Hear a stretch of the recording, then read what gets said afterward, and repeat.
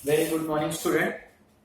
Now we are going to see the next questions final account का जो questions number 5 होगा और board question में वो क्वेश्चंस है 1984. तो as usual we draw the four ledger trading, profit and loss, partners, capital and our balance sheet.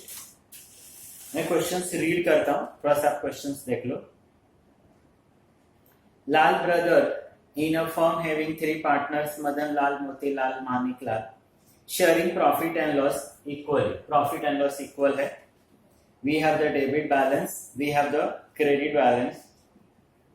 अगर मैं एडजस्टमेंट की बात करूं तो first adjustment is the closing stock. Cost और मार्केट प्राइस दिया है. क्लोजिंग स्टॉक तो हम मार्किंग करते नहीं है. Motilal has taken goods worth ₹500 for his personal use. ये भी मार्किंग नहीं होगा. Depreciate furniture and machine. Dear student, आप फर्नीचर को मार्किंग कर लो. We have the furniture. आप मशीनरी को मार्किंग कर लो. We have the machinery. ऊपर से 6-7 आइटम्स है. Then prepaid insurance. आप नीचे से देखोगे तो 5th वन आइटम्स है insurance. Goods worth ₹3,000 were sold and dispatch. इसने सोल्ड बोला है और नॉट रिकॉर्डेड, तो सेल्स से रिलेटेड है, तो आप सेल्स को मार्किंग कर लो और एक डेटर्स को मार्किंग कर लो. Bad debts 400 RDD. Once again एक डेटर्स से रिलेटेड एडजस्टमेंट है, तो माय डियर स्टूडेंट फिर से आप डेटर्स को मार्किंग कर लो. और अगर आपके पास बैड डेब्ट्स है तो आप बैड डेब्ट्स को भी मार्किंग कर लो. Okay student, then as usual our ledger trading which is known as the factory account, profit and loss known as the office account. इसके अंदर हम इनडायरेक्ट इनकम और एक्सपेंस लिखते हैं. Partner and as usual balance sheet. Balance sheet के अंदर आपका liability and assets. तो जैसे मैंने बार बार रिपीट किया है कि आप क्वेश्चंस में ही डेबिट साइड के ऊपर एरो करके लिख लेना एक्सपेंसेस एंड लॉसेस, और क्रेडिट साइड के ऊपर एरो करके लिख लेना income, gain, liability. Debit side का जो भी पोस्टिंग करोगे ट्रेडिंग, प्रॉफिट एंड लॉस का डेबिट, नहीं तो बैलेंस शीट के एसेट्स में. और स्टूडेंट जो क्रेडिट साइड का पोस्टिंग करोगे ट्रेडिंग, प्रॉफिट एंड लॉस का क्रेडिट, नहीं तो बैलेंस शीट का लायबिलिटी. डायरेक्ट इनकम होगा, एक्सपेंसेस होगा ट्रेडिंग, इनडायरेक्ट होगा profit and loss. As usual चलो ये 3 आइटम्स पहले हम लोग लिख लेंगे. हमेशा की तरह हमारा ओपनिंग स्टॉक, हमारा परचेज और ये हमारा सेल्स.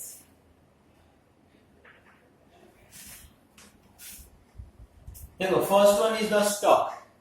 ट्रायल बैलेंस का स्टॉक मतलब ओपनिंग स्टॉक. ओपनिंग स्टॉक मतलब opening stock of material, fix expensive. Next one is the purchase. Purchase का मतलब होता है purchase of material. 1,30,300. Next one is the sales return. मैंने नंबर्स ऑफ टाइम बताया ना, सेल्स को हम लोग सेल्स रिटर्न को सेल्स में से क्या करते हैं, माइनस. Sales return. तो मैं बोलने के लिए बोलता हूं debit item debit, credit items credit.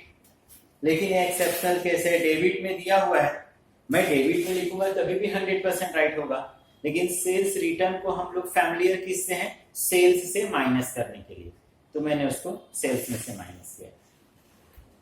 Next one is the debtors. मैंने बताया ना आपको वर्ड्स का मीनिंग मालूम होगा तो आपसे गलती नहीं होगा. डेटर्स का मतलब ही होता है a person to whom we sell on credit, जिससे हमको पैसा लेना है. डेटर्स 20,000. एटलीस्ट यहाँ पे 3 एडजस्टमेंट है, तो 6, 7 9 आप स्किप करना. Then next one is the wages. Wages का मतलब मजदूरी. मजदूरी किसको देते हो, मजदूर को. मजदूर कहाँ काम करता है, फैक्ट्री. फैक्ट्री का मतलब क्या हो गया, ट्रेडिंग. मजदूर को मजदूरी देना बंद करेंगे, मजदूर काम करना भी बंद कर देगा, direct expense. Then royalty, this is same.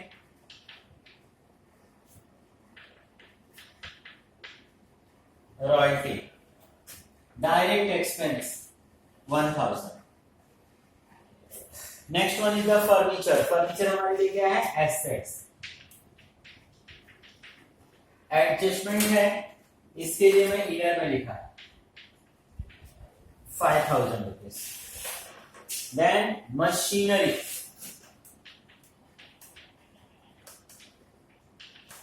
Machinery is also assets 30,000। Advertisement for 4 year, अब इसको आप अच्छे से समझ लो। Advertisement for 4 year, my dear student, एक हिडन एडजस्टमेंट है। अब एडवर्टाइजमेंट फॉर 4 ईयर 4000 रुपीज दिया हुआ है, मतलब एडवर्टाइजमेंट का पेमेंट मैंने 4 ईयर्स के लिए कर दिया। लेकिन जो मैं ये अकाउंट्स बना रहा हूं, profit and loss account for the year ended 83, accounts कभी के लिए बना रहा हूं मैं? 83 के लिए। अकाउंट्स हमेशा 1 ईयर के लिए बनता है, अकाउंट्स हमेशा करंट ईयर के लिए होता है। तो जब अकाउंट्स 83 का बन रहा है तो इसमें कोई भी इनकम और कोई भी एक्सपेंसेस मुझे कभी का लिखना चाहिए? 83 का, ओनली 1 ईयर का, 83 का। लेकिन लिखा क्या है? ट्रायल बैलेंस में क्या दिया है? Advertisement for 4 year 4000।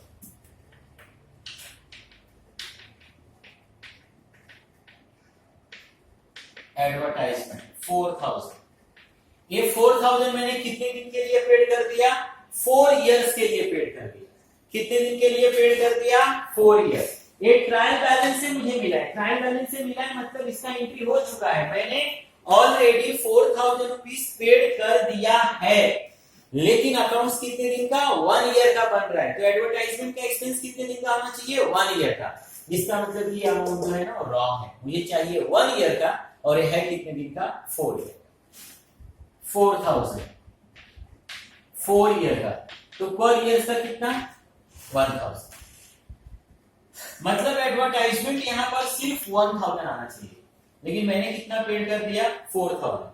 3000 मैंने ज्यादा पेड कर दिया, 3000 मैंने ज्यादा पेड कर दिया, इसी को हम बोलेंगे फ्री पेड। मैंने एडवर्टाइजमेंट का पैसा ज्यादा पेड कर दिया, हमारा पैसा एडवर्टाइजमेंट कंपनी के पास पड़ा हुआ है। मैंने आपको बताया कि कोई भी एक्सपेंसेस ही क्यों ना हो, अगर मैं मोर देन 1 ईयर के लिए कर रहा हूं तो मेरे लिए क्या है? एसेट्स। मेरा पैसा किसी के पास पड़ा हुआ है, मुझे फ्यूचर में उस आदमी को पैसे देने नहीं है, उल्टा लेना है। तो मेरा पैसा किसी के पास पड़ा हुआ है, मुझे उस आदमी से पैसे फ्यूचर में लेने हैं, वो आज का स्टेटस है, तो मेरे लिए क्या है? एसेट्स। तो second effect, prepaid advertisement and this prepaid advertisement is 3000. Then salary, indirect expense, salary is 3000. PF contribution, provident fund contribution। अब आप देखते हो कि ओनर अपने पास काम करने वाले लोगों को पीएफ का पैसा देता है, तो भी बिजनेस के लिए एक तरह से क्या है? एक्सपेंस है।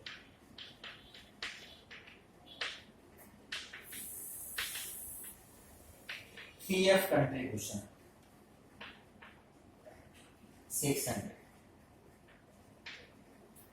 Next one is the PF investment. ध्यान रखना, पीएफ इन्वेस्टमेंट है, इन्वेस्टमेंट, पैसा इन्वेस्ट किया है, वो किसी को दे नहीं रहा है, पैसा इन्वेस्ट किया है ओनर ने, वो उसके लिए एसेट्स है।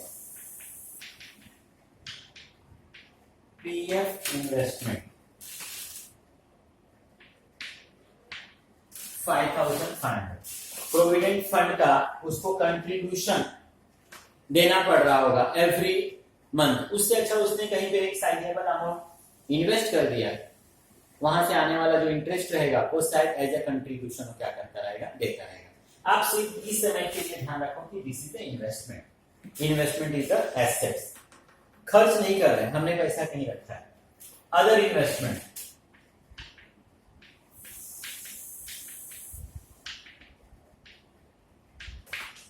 other investment 6000। insurance is expense business ने इंश्योरेंस निकाला है, इनडायरेक्ट एक्सपेंस है। कैश, कैश एसेट्स है 3561। Next one is the drawing, Madan Lal, Motilal, Manik Lal, all these are the partners. तो ये पार्टनर्स है, डेबिट साइड में दिया है, तो हम लोग भी डेबिट में चले गए और हमने लिखा ड्राइंग 2000 और 5,000। क्रेडिट साइड में जाओगे, क्रेडिट साइड में भी है द इनकम, गेन और liability. Credit items, trial balance, credit हम लोग भी लिखेंगे क्रेडिट साइड में। पार्टनर्स का कैपिटल है, ये पार्टनर्स का अकाउंट क्रेडिट साइड है, हम लोग भी क्रेडिट साइड चलेंगे। 15, 12, 7। Next one is the sales, income, direct income. 1,70,000 is the sales, 500 return. We have one more adjustment. तो अभी भी मैंने कहा लिखा इसको इनर में, अगर एक और एडजस्टमेंट मेरे पास नहीं होता तो मैं माइनस करके डायरेक्टली कहा लिखता outer. Purchase return, purchase return always हम लोग कहां से माइनस करेंगे? परचेज में से।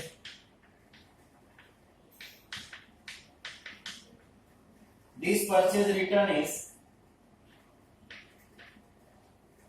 3,200 rupees and 127,100। Commission, credit side में कमीशन है, क्रेडिट साइड मतलब income, gain, liability. Commission credit side में, इसका मतलब कि हमको कमीशन मिला होगा। Income for us,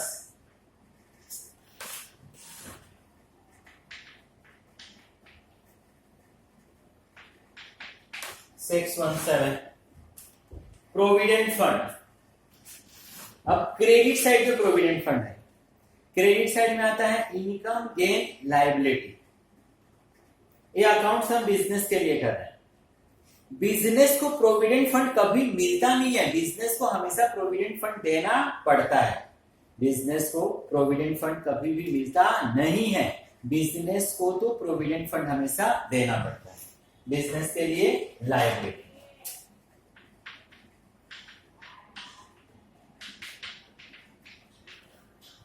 Provident fund, and this provident fund is 5,500. Interest on PF investment।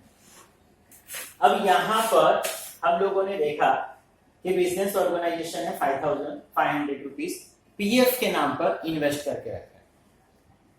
तो मैंने पहले क्लियर किया कि ओनर को पीएफ कभी मिलता नहीं है, ओनर ने ये पैसा इन्वेस्ट करके रखा होगा, जो वहां से इंटरेस्ट का पैसा मिलेगा, जो इसको एवरी टाइम शायद एक कंट्रीब्यूशन देना पड़ रहा था अपने पॉकेट से, वो एवरी मंथ अपने पॉकेट से नहीं देके इसी इंटरेस्ट का पैसा वो कंट्रीब्यूशन के तौर पे क्या करता रहेगा? देता रहेगा। या आप इस तरीके से भी सोच सकते हो। क्रेडिट साइड में दिया, क्रेडिट साइड में क्या आता है? इनकम, गेन और लायबिलिटी। इनकम आता है ना, income, gain, liability. Interest on PF owner के लिए कभी इनकम बन ही नहीं सकता है। ओनर को, बिजनेस को पीएफ मिलता नहीं है, पीएफ हमेशा उनको देना पड़ता है, तो उनके लिए लायबिलिटी।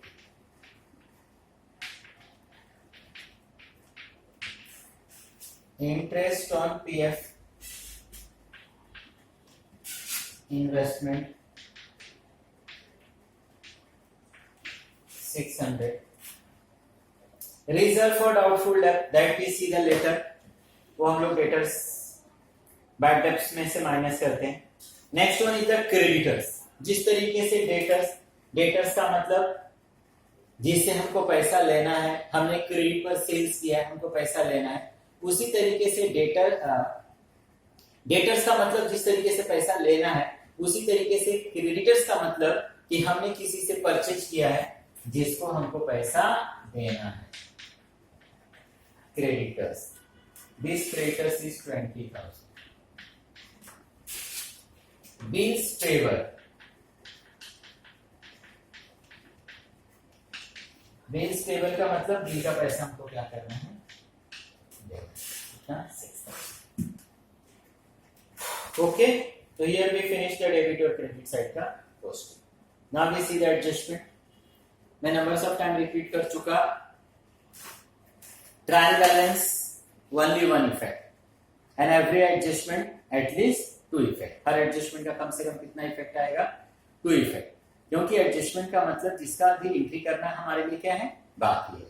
आज हम एंट्री करने जा रहे हैं, तो आज एंट्री करेंगे तो डेफिनेटली एक डेबिट और एक credit. Closing stock, closing stock का मतलब मैंने बताया क्लोजिंग स्टॉक ऑफ मटेरियल। हमारे पास क्या है, मटेरियल्स है।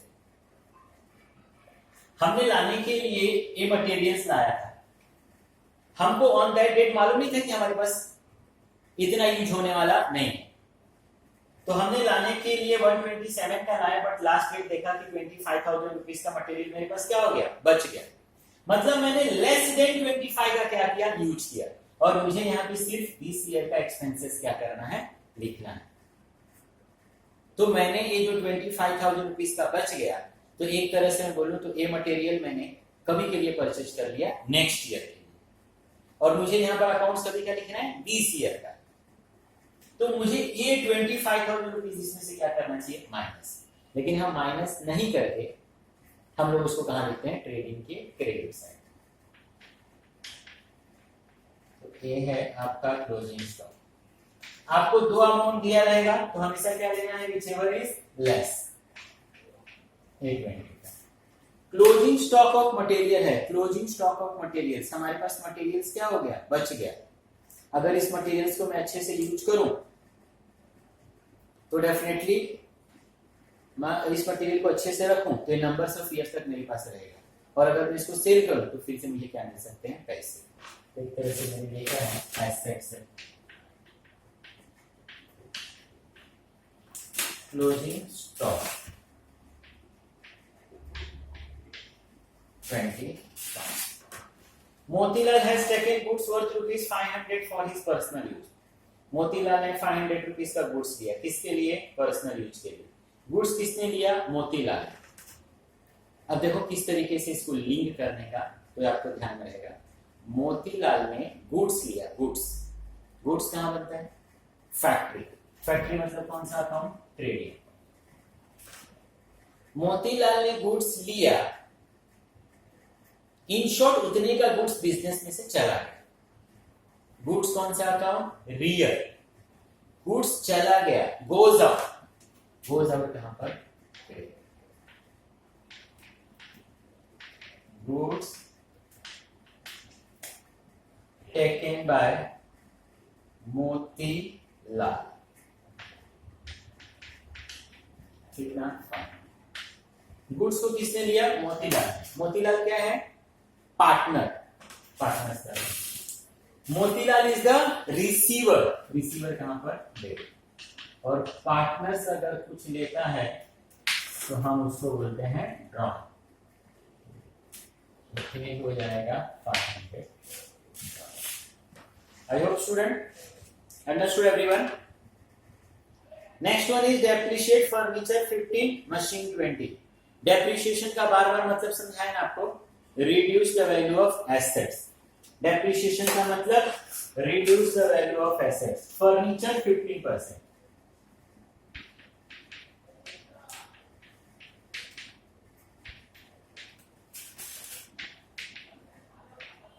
$750, 4 to 5।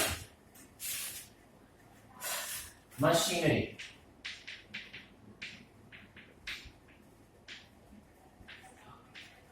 20%, 30,000 के ऊपर 26,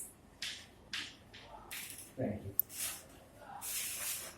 हमारे पास पहले 5,000 का फर्नीचर था, हम लोगों ने यूज किया, 50% कम हो गया। अब उसका कॉस्ट कितना, 425।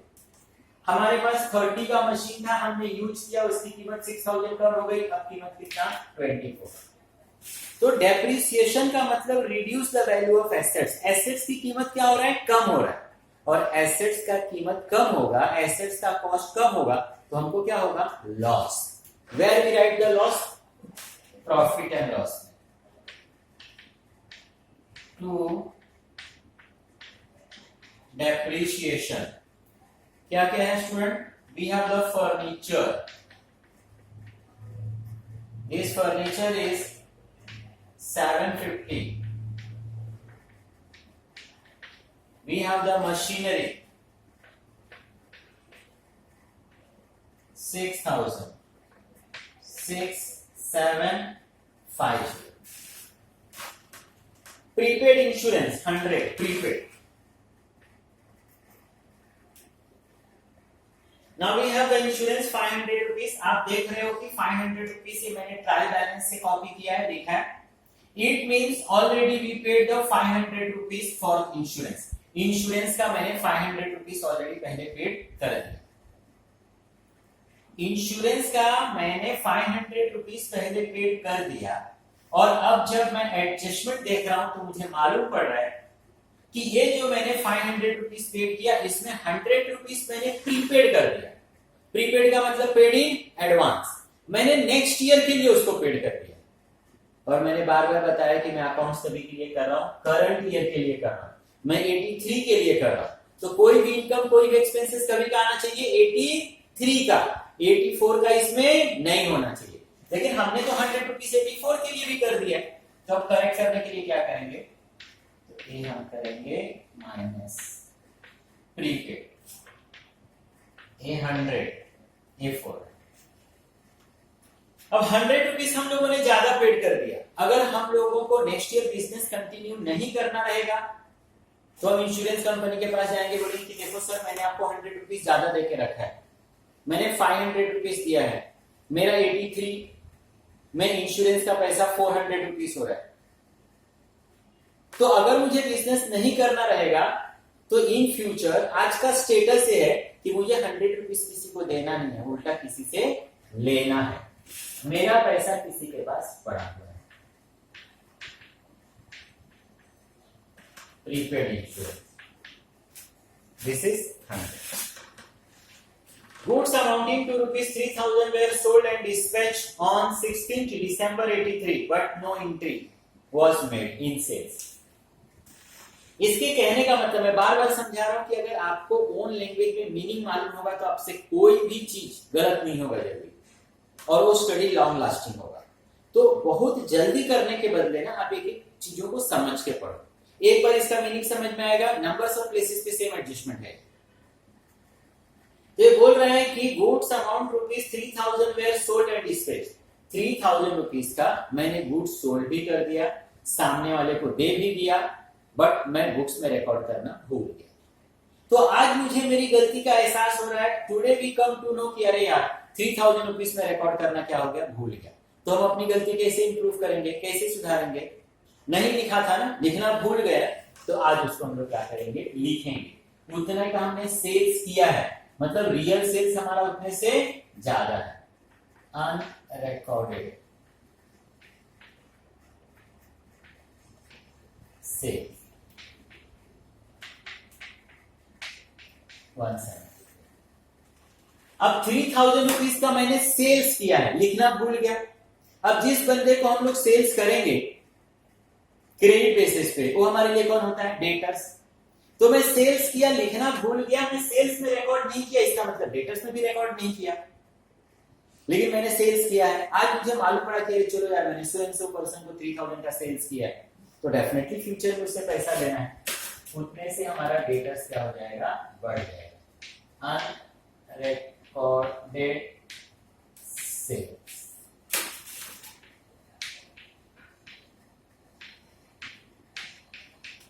ये हो गया 23।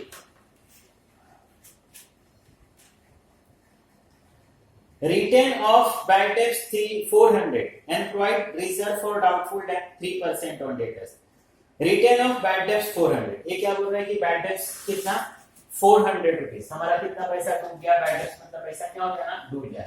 ये बोल रहा है कि राइट ऑफ बैड डेब्ट्स 400। वो बोल रहा है कि आप राइट ऑफ मतलब कम करना, निकाल देना, आप डेटर्स में से 400 निकाल दो, क्या हो गया, लॉस हो गया। न्यू बैड डेट्स 400, तो ये कितना हो गया 22,600। अब 400 रुपीज का लॉस हो गया। पहले से अगर बैड डेट्स रहता तो उसमें मैं क्या करता, प्लस नहीं है तो मैंने भी लिख दिया बैड डेट्स कितना 400। And provide reserve for doubtful date 3%। 20,000 का पहले हमारा क्रेडिट बेसिस पे सेल्स था जो हम लोगों को डेटर से लेना था। बाद में मालूम पड़ा कि नहीं 3,000 का और भी सेल्स किया, मैंने 3 वो भी रिकॉर्ड कर दिया। मुझे मालूम पड़ा कि अच्छा चलो मुझे अब 23,000 रुपीज लेना है। मैं बुक्स ऑफ अकाउंट देख रहा था, मुझे किसी ने बताया कि नहीं 400 रुपीज तो हमको रिकवरी होने वाला नहीं है, आप इसको निकाल दो, आपको बैड डेट्स हो गया। मैंने माइनस कर दिया। इसका मतलब मुझे अभी कितना लेना है 22,600। और जब मैं सोच रहा था कि 22,600 लेना है, फिर से मुझे अकाउंटेंट ने बताया reserve for doubtful date 3%। Accountant बोल रहे हैं कि सर आप 3% और भी माइनस कर दो। मैंने बोला क्यों? वो बोला शायद 3% हमारा और भी क्या हो जाएगा, डूब जाएगा। 3% और भी शायद हमारा क्या हो जाएगा, डूब जाएगा। 22,600 के ऊपर 678, 21,922, 678 का और भी लॉस होना है। इसको बोलेंगे न्यू RDD 678, 8 7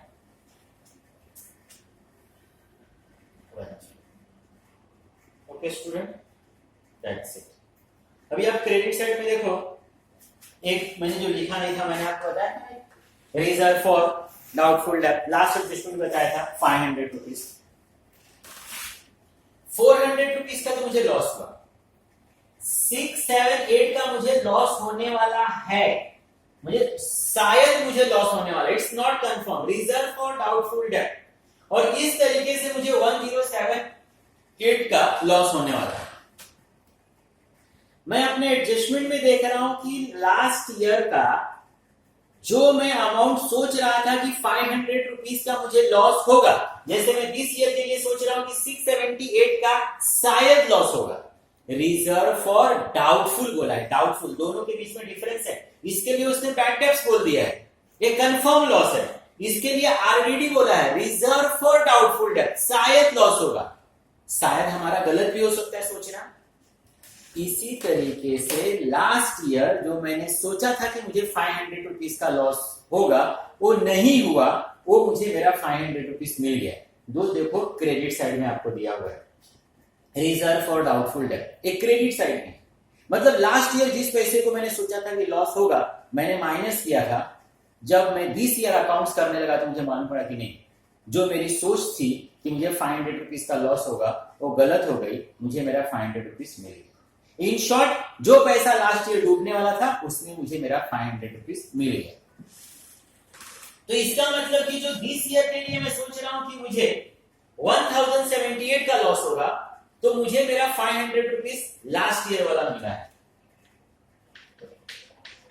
ओल्ड RDD उतने से होने वाला हमारा लॉस क्या हो जाएगा, कम हो जाएगा। तो इस 500 रुपीज को हम लोग क्या कर देंगे, माइनस, तो रियल लॉस हुआ 570। I hope understood student. अब इसके बाद से जैसे हमेशा क्लोज करते हैं, डेबिट टोटल क्रेडिट टोटल, जो टोटल बड़ा होगा that we write both the side.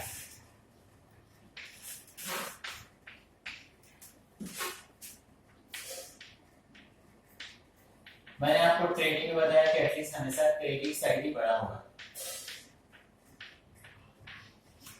4,04,444 rupees का हम लोगों को क्या हो गया, प्रॉफिट। यहां पे डेबिट, यहां पर credit, gross profit, gross profit. 4,04,400।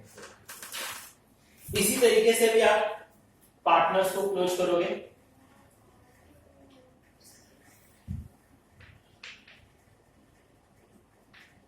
$32,733। Profit and loss equally है, profit transfer to capital. 3 partners हैं, मदनलाल, मोतीलाल और Maniklal. Profit and loss is equally, तीनों पार्टनर्स के बीच में हम लोग इस प्रॉफिट एंड लॉस को इक्वली क्या करेंगे, डिस्ट्रीब्यूट।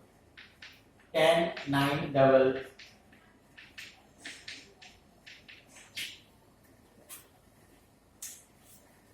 अब यहां पर डेबिट, पार्टनर्स में क्रेडिट। Net profit 10, 9।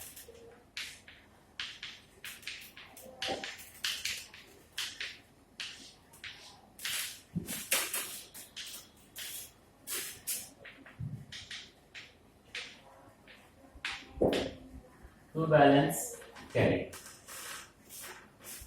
अब पार्टनर्स को आप क्या करोगे, फाइनली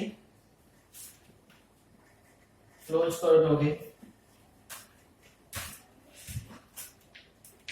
25,911, 22,911, 17,911। 2000 minus 23,911, 16,911।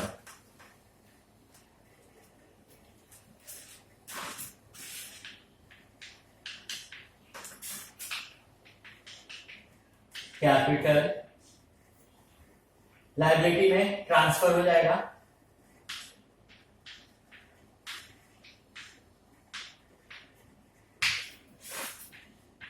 $23,911, 24,11, 16,911। और फाइनली हमेशा की तरह ये लेजर आपका क्या होना चाहिए, टैली।